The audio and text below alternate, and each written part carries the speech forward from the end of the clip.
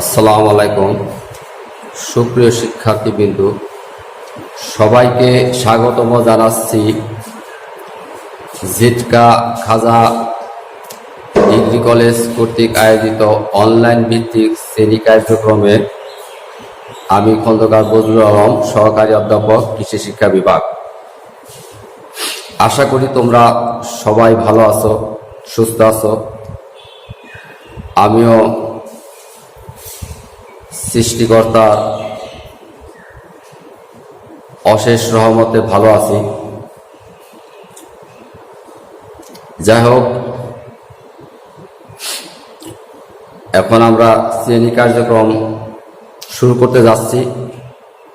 গত ক্লাসে তোমাদেরকে বাংলাদেশে কৃষি তথ্য এবং সেবা প্রাপ্তির উৎস হিসাবে কৃষক বিদ্যালয় এবং কৃষক সভা ও উঠোন বৈঠক নিয়ে আলোচনা করা হয়েছিল। আজকে আমি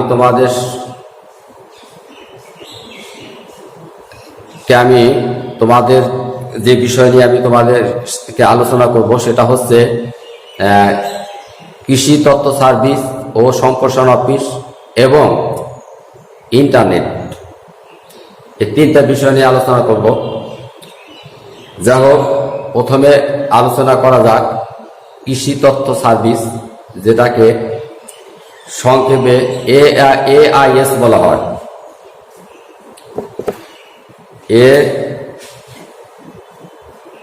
AIS কৃষি তথ্য সার্ভিস, এগ্রিকালচারাল ইনফরমেশন সার্ভিস। এই কৃষি তথ্য সার্ভিস কৃষি মন্ত্রণালয়ের আওতাধীন একটি স্বতন্ত্র প্রতিষ্ঠান। এটা 1961 সনে সর্বপ্রথম কৃষি তথ্য সংস্থা হিসেবে আত্মপ্রকাশ করে এবং 1980 সালে একে কৃষি তথ্য সার্ভিস হিসেবে নামকরণ করা হয়। জন্ম লগ্ন থেকে এই প্রতিষ্ঠানটি নিরলসভাবে বিভিন্ন গণমাধ্যমের সহায়তায় কৃষি প্রযুক্তি ও সেবা প্রদানের জন্য তৃণমূল কৃষক পর্যন্ত বিভিন্নভাবে এরা কাজ করে যাচ্ছে। এদের 11টি আঞ্চলিক কার্যালয় এবং 2টি লিয়াজ অফিস আছে। এদের এছাড়াও আধুনিক তথ্যবহুল নিজস্ব ওয়েবসাইট, কৃষি তথ্য ও সেবা কেন্দ্র, মোবাইল ভিত্তিক কৃষি তথ্য সেবা, কৃষক টেলিভিশন এবং রেডিও,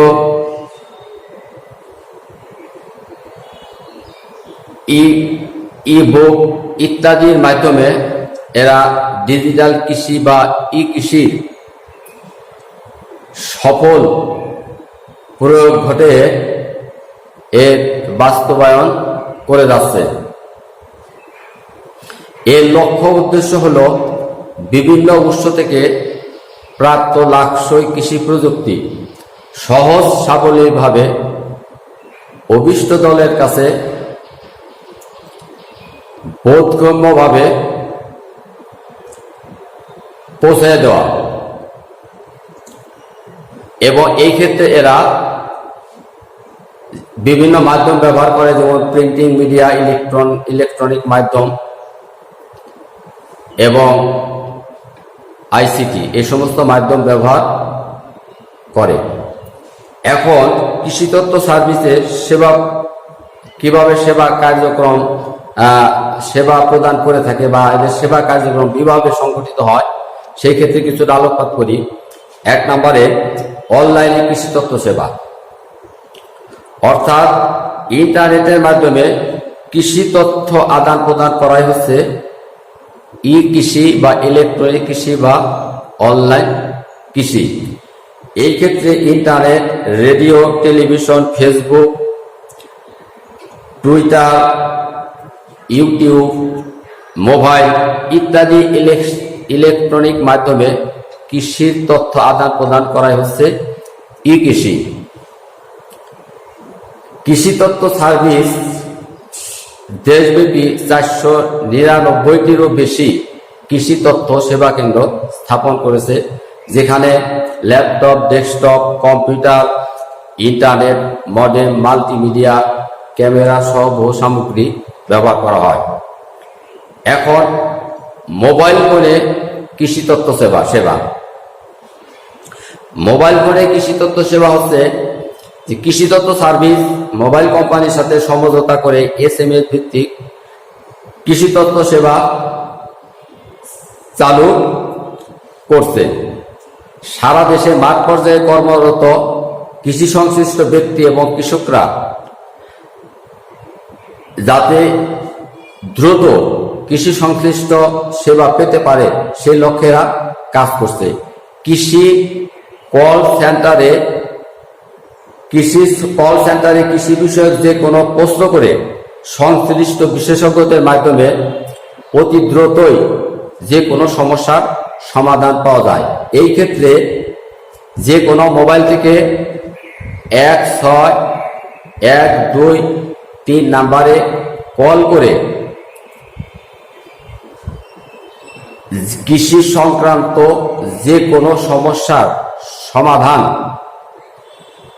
এরা খুব সহজে পেতে পারে। এই ক্ষেত্রে সরকারি ছুটির দিন ছাড়া প্রতিদিন সকাল 7টা থেকে 9টা পর্যন্ত এই সেবা খোলা থাকে। এখন ইলেকট্রনিক মিডিয়া বলতে রেডিও, টেলিভিশন ইত্যাদি মিডিয়া ব্যবহার করে এরা এরকম কৃষি তথ্য এবং সেবা প্রদানের কাজে নিয়োজিত আছে। বাংলা কৃষি তথ্য সার্ভিস বাংলাদেশ টেলিভিশনে মাটি ও মানুষ, অর্থাৎ কৃষি তথ্য সার্ভিসের তত্ত্বাবধানে বাংলাদেশ টেলিভিশন, মাটি ও মানুষ, বাংলা কৃষি এবং বিভিন্ন বেসরকারি চ্যানেলে সপ্তাহে 6 দিন কৃষি বিষয়ক বিভিন্ন অনুষ্ঠান প্রচার করে যাচ্ছে। এছাড়াও দেশের প্রয়োজনে প্রতিবেদন, সফল কাহিনী, টক শো, ড্রামা, বিজ্ঞপ্তি ইত্যাদি সম্প্রচারের কাজ এরা করে থাকে। বাংলাদেশ বেতারের 12টি কেন্দ্র থেকে আঞ্চলিক এবং জাতীয় কৃষি বিষয়ক বিভিন্ন অনুষ্ঠান মোট 12 ঘন্টারও বেশি এরা সম্প্রচার করে থাকে। এরপরে প্রকাশনার মাধ্যমে কৃষি তথ্য সার্ভিসের নিজস্ব প্রকাশনা আছে, প্রিন্টিং মিডিয়া আছে। তাদের সদর দপ্তরে নিজস্ব প্রেস, সেই প্রেস থেকে তারা বিভিন্ন প্রকাশনা বের করে থাকে, প্রিন্টিং মিডিয়া বের করে থাকে।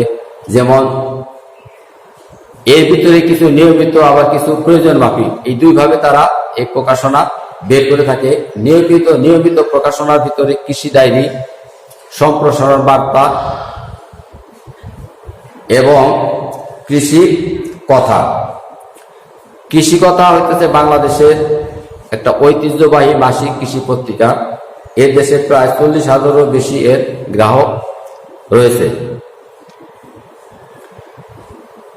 কৃষি তথ্য সার্ভিস এর সদর দপ্তর ঢাকা ফার্মগেটের খামারবাড়িতে অবস্থিত। এইভাবে কৃষি তথ্য সার্ভিস কৃষি তথ্য সেবা প্রদানের ক্ষেত্রে গুরুত্বপূর্ণ ভূমিকা পালন করে যাচ্ছে। এরপরে কৃষি সম্প্রসারণ অফিস বা DAE, কৃষি সম্প্রসারণ অধিদপ্তর, এটা বাংলাদেশে কৃষি বিষয়ক সেবা প্রদানের ক্ষেত্রে সর্ববৃহৎ সরকারি প্রতিষ্ঠান।